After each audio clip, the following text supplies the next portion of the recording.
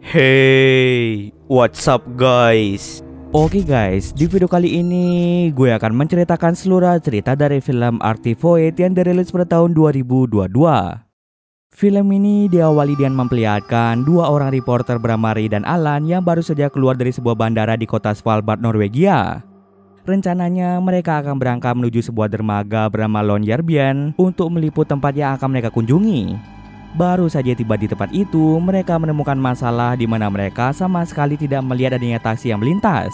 Mereka berdua menjadi sangat bingung bagaimana cara mereka untuk bisa sampai ke dermaga tepat waktu. Oleh sebab itu, Ray mencoba meminta bantuan pada seorang pria yang ada di sebelah mereka untuk mengantarkan Ray dan Alan menuju dermaga.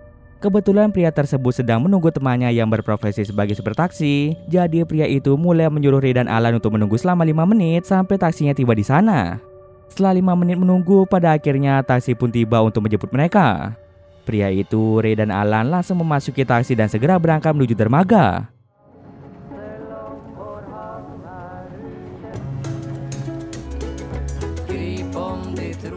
Sesampai di dermaga, Ray dan Alan turun dari taksi dan di sana mereka berdua sudah ditunggu oleh seorang kameramen baru mereka yang bernama Sun.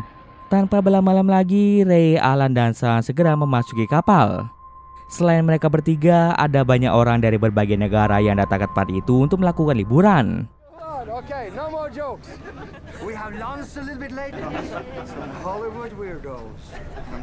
Di kapal itu juga terdapat seorang pria bernama Jim yang merupakan pemandu wisata. Lalu Jim mengajak mereka semua untuk masuk ke dalam kapal. Alan yang baru merekrut Sun sebagai seorang kameramen mencoba berbincang-bincang dengannya agar mereka bisa saling kenal satu sama lain. Mereka ternyata baru pertama kali dipertemukan karena urusan pekerjaan tersebut. Kemudian Sun keluar sebentar untuk mengambil beberapa gambar dan juga video sebagai bahan liputannya. Sesaat setelah kepergian Sun, Ray pun menghampiri Alan. Lalu Ray merasa penasaran dengan sebuah kota yang dibawa oleh Sun. Awalnya Ray dan Alan mengira jika di dalam kota tersebut merupakan tempat makanan, tapi ternyata dugaan mereka salah. Setelah dibuka, ternyata di dalamnya berisi kotak musik klasik dan juga sebuah headphone. Ray yang merasa penasaran mencoba menggunakan headphone dan memutar musik tersebut. Awalnya Ray mengira lagu dalam kotak itu adalah lagu klasik, tapi setelah diputar, Ray hanya mendengar suara seperti suara ikan paus. Meskipun suara yang keluar adalah suara ikan paus, suara tersebut memiliki efek relaksasi yang membuat Ray betah mendengarkannya. Beberapa menit kemudian, Ray memberikan headphone itu pada Alan dan menyuruh Alan untuk mendengarkannya. Baru beberapa detik menggunakan headphone itu, tiba-tiba saja Sun berjalan menuju ke arah mereka. Seketika mereka pun merasa panik dan dengan segera menutup kotak musik itu. Lalu mereka bertiga mulai meliput perjalanan yang mereka lakukan dan tak lupa mereka juga sempat mewawancari Jim sebagai bahan liputan mereka nanti. Ketika Ray sedang melakukan perbincangan dengan Sun, tiba-tiba Ray sempat melihat seekor burung yang tidak memiliki mata. Awalnya Ray bertanya pada Sun apakah Sun melihat burung tadi atau tidak. Sayangnya Sun tidak melihat burung itu, jadi Ray beranggapan jika dirinya hanya mengalami halusinasi. Sementara itu Alan terlihat sedang berbincang-bincang dengan dua orang mahasiswa yang datang ke sana untuk mempelajari air dan sumber makanan di daerah itu. Selain mempelajari, kedua mahasiswa itu juga merasa tertarik dengan badai geomagnetik, yang dimana badai geomagnetik akan mempengaruhi medan magnet bumi. Jika badai itu benar-benar terjadi, maka seluruh teknologi di sana tidak akan bisa berfungsi. Tak bisa lama, Ray pun datang menghampiri Alan yang tengah berbincang-bincang dengan dua mahasiswa. Ray bertanya pada Alan kenapa Alan seperti memikirkan sesuatu. Alan menjelaskan jika dirinya sedang memikirkan istri dan kedua anaknya yang dia tinggalkan untuk tugas liputan tersebut.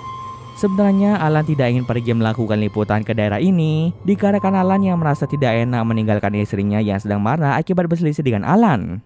Ketika mereka sedang berbincang, pandangan mereka seketika teralihkan dikarenakan seluruh penumpang kapal melihat ada fenomena aneh di mana ada seekor walrus betina yang dengan tega membunuh anaknya sendiri. Jim yang sering menjadi pemandu wisata menjadi kebingungan karena ia baru pertama kali melihat kejadian seperti ini. Tak lupa Sun yang membawa kamera dengan cepat merekam kejadian aneh tersebut. Lalu Jim menyuruh semua penumpang untuk masuk kembali karena akan diadakan makan siang bersama. Setelah selesai makan siang, Ray dan Alan memutuskan untuk berbincang-bincang di belakang kapal, sedangkan Sun sedang sibuk mengambil beberapa rekaman. Lalu pandangan Sun seketika teralihkan karena Sun sempat melihat telinga seorang pria yang dalam keadaan berdarah. Tak hanya itu saja, Sun juga melihat sekumpulan burung yang berlagak sangat aneh. Ketika sedang merekam para burung-burung itu, tiba-tiba terjadi sesuatu yang tidak bisa dijelaskan, di mana semua penumpang yang ada di kapal itu menghilang secara misterius kecuali Sun, Ray, dan Alan. Jim, must be in the lab. Did you check the bridge? Yeah, nothing. What about the...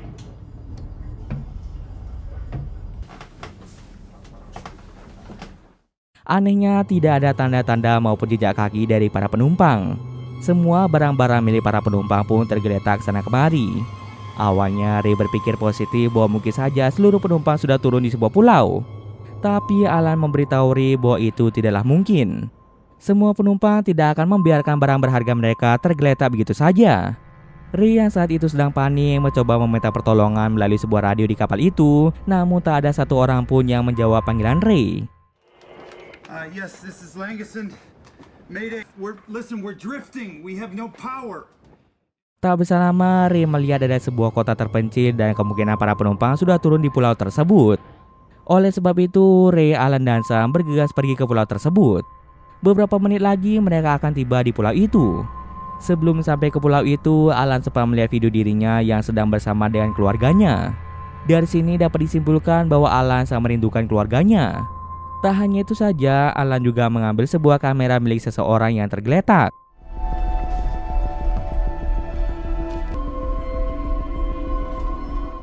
Lalu tiba-tiba Ray datang menghampiri Alan, dan di sana Ray sempat melihat ada bekas luka di leher Alan. Ray yang melihat luka itu langsung mengobati luka Alan dengan sejumlah obat yang ada di kapal. Karena bahan bakar pada kapal itu telah habis, akhirnya memaksa mereka untuk menaiki kapal boat mini untuk bisa sampai ke pulau yang mereka lihat.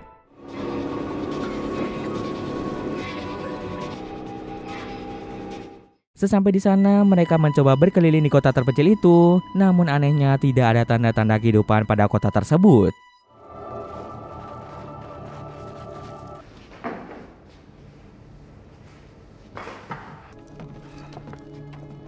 There's no one here.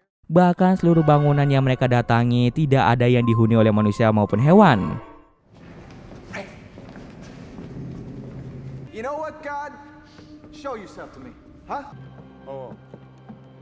What? There's some... Saking sepinya tempat itu dan tidak adanya tanda-tanda kehidupan, membuat Alan beranggapan jika mereka sudah mati dan saat ini mereka sedang berada di alam baka. Alan pun seketika merasa pasrah akan keadaan yang menimpa mereka saat ini. Namun Ray tetap berpikir positif dan meyakinkan Alan bahwa mungkin saja seluruh penumpang sudah turun di tempat lain. Kemudian mereka melanjutkan perjalanan untuk mencari seseorang.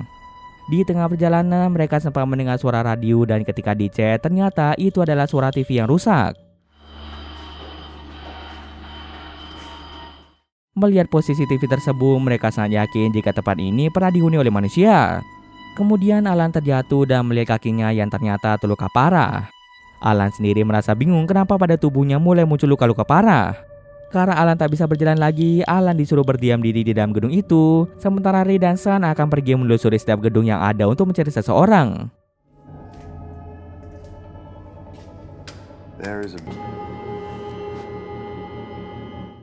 Alan yang merasa sangat jenuh lebih memilih untuk keluar dari gedung itu menuju sebuah ayunan yang berada di dekat sana. Karena sudah merasa pasrah akan hidupnya, Alan mengeluarkan pistol dari kantungnya dan tiba-tiba saja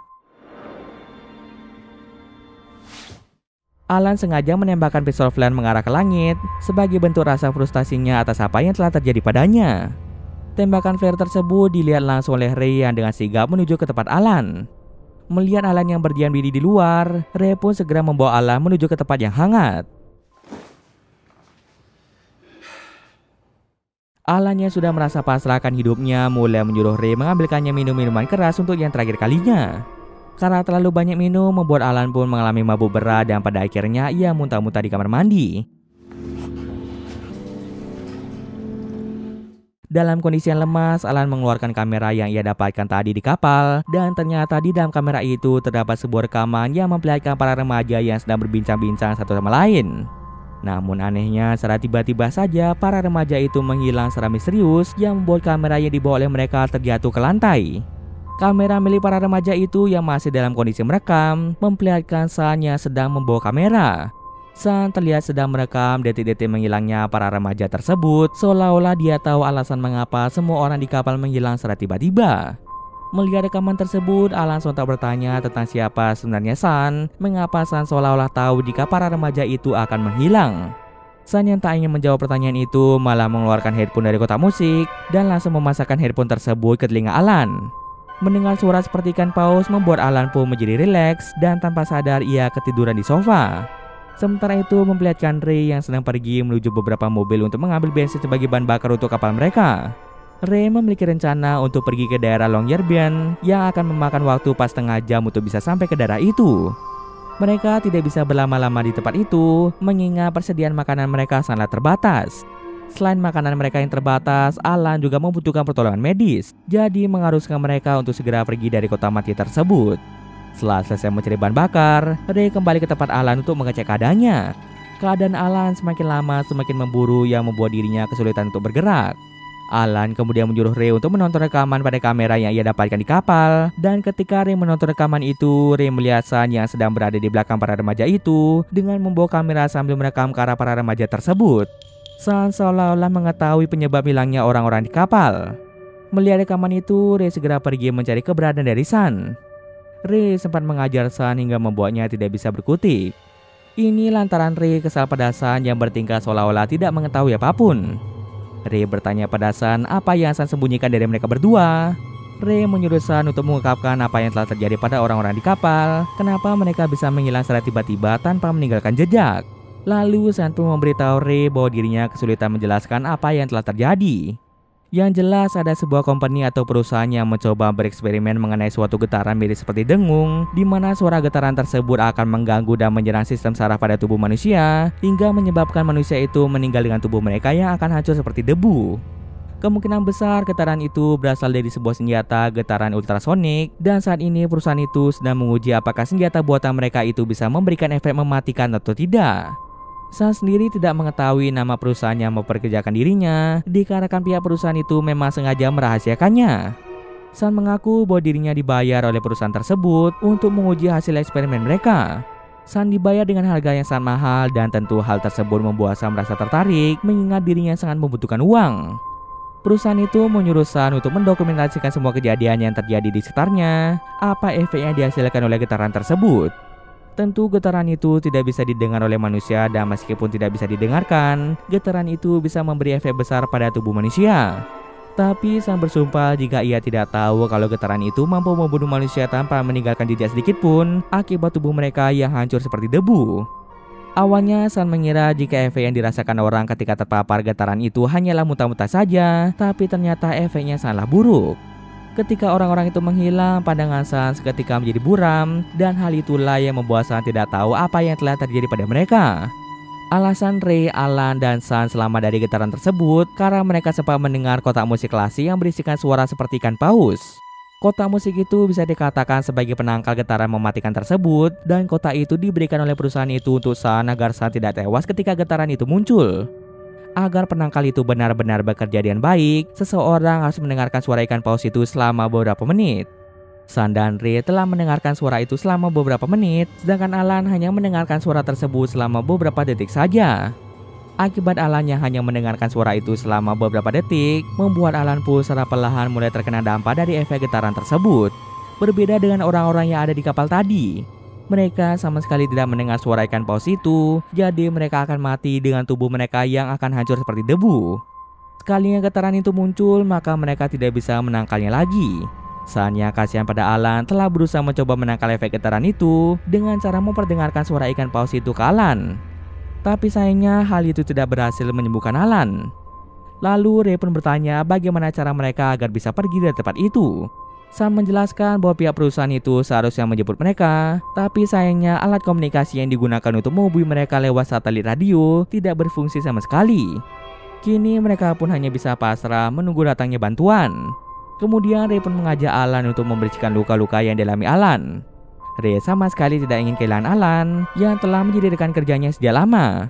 Ia pun terus berusaha untuk membuat Alan bertahan dari kondisi yang telah mereka alami. Alan sendiri sudah merasa pasrah akan hidupnya dan sudah siap jika dirinya akan meninggal di tempat itu.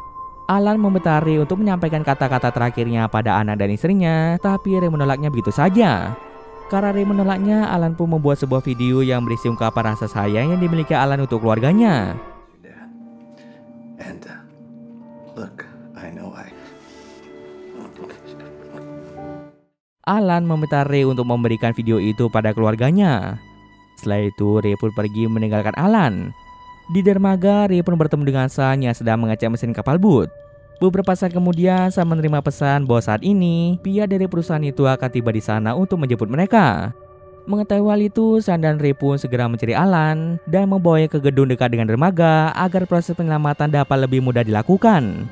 Sementara Ray dan Alan menunggu di gedung itu, Sun akan pergi keluar untuk melihat tim penyelamat.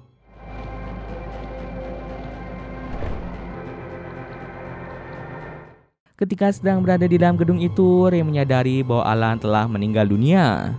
Hal itu pun membuat Ray menjadi sangat bersedih karena dia telah kehilangan Alan yang merupakan sahabat sekaligus rekan kerja yang telah menemaninya selama bertahun-tahun.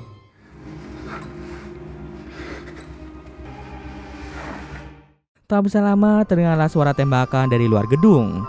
Ketika Ray mengintip lewat jendela, dia terkejut melihat Sun yang telah meninggal akibat tertembak oleh seseorang yang misterius.